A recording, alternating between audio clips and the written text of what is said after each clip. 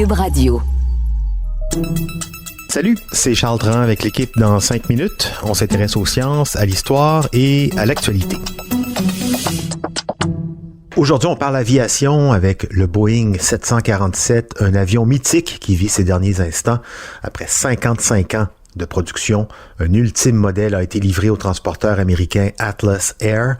Boeing a cessé d'en fabriquer à cause de la pandémie de COVID-19 qui a réduit le trafic aérien, mais aussi parce que la concurrence est désormais bien plus moderne. L'Airbus A350 ou la future version du Boeing 777. N'empêche que le 747 reste un avion iconique, très célèbre dans la culture populaire avec sa bosse sur le front. Alors, quelle est l'histoire de cet avion? Dans quel contexte a-t-il été développé, fabriqué? Voici Baptiste Zapirin.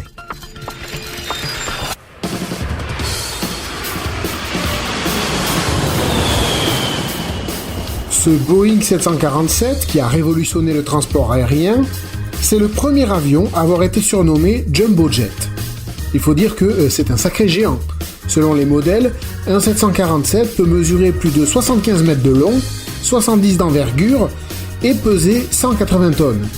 Et là, on parle seulement du poids à vide. Avec carburant, passagers et bagages, il y en a pour 450 tonnes.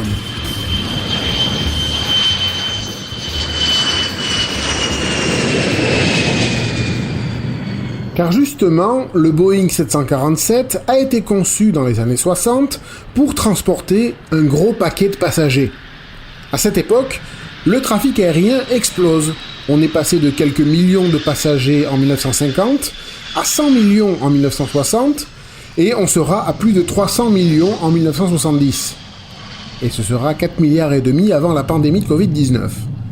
Bref, pour les compagnies aériennes, dans les années 60, il s'agit de ne pas manquer l'occasion.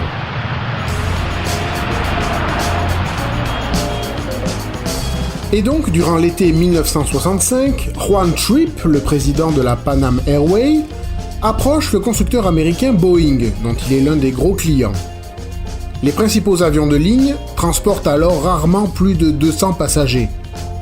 Vu la croissance du marché, Trippe veut le double. Il demande donc à Boeing de construire un nouveau type d'avion d'une dimension jamais vue.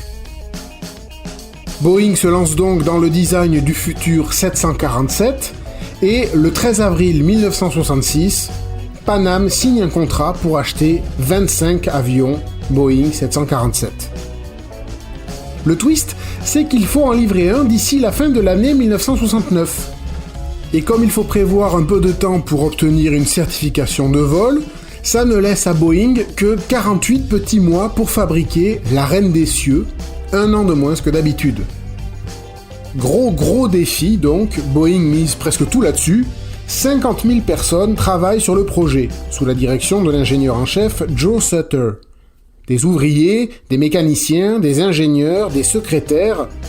On les appelle les Incroyables, The Incredibles, un surnom en hommage à leur exploit, et on imagine au passage la quantité incalculable de problèmes, de pressions et d'heures supplémentaires qu'ils ont dû affronter.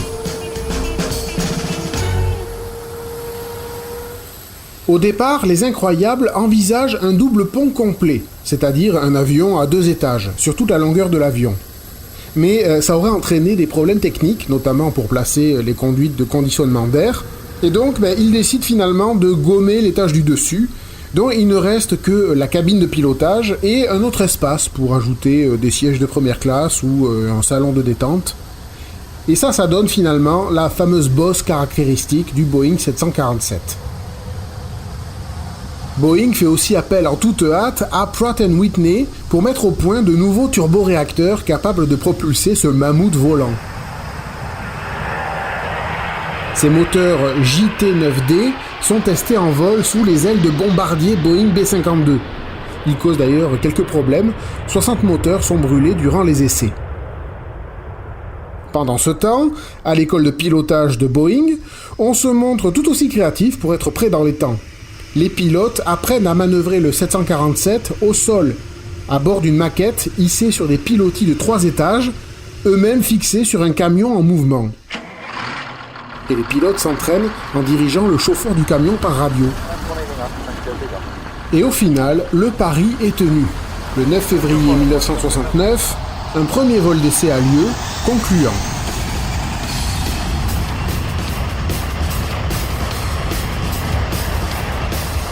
À la fin de l'année, la FAA, l'Agence américaine d'aviation, pose son certificat sur le Boeing 747. Le premier modèle, le 747-100, peut embarquer entre 360 et 480 passagers, selon la configuration. Et le succès est instantané. Le Jumbo Jet embarque 1 million de passagers en 6 mois à peine. Les compagnies aériennes se l'arrachent. Embarquer autant de passagers en un seul vol, c'est très rentable.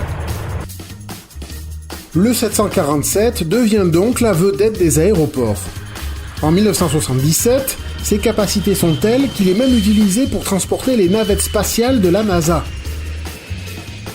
Il fait aussi son apparition dans de nombreux films, les James Bond, les Missions Impossibles, ou encore dans le film des années 90 Air Force One, puisque à partir de 1990 justement, l'avion présidentiel américain est un Boeing 747 modifié.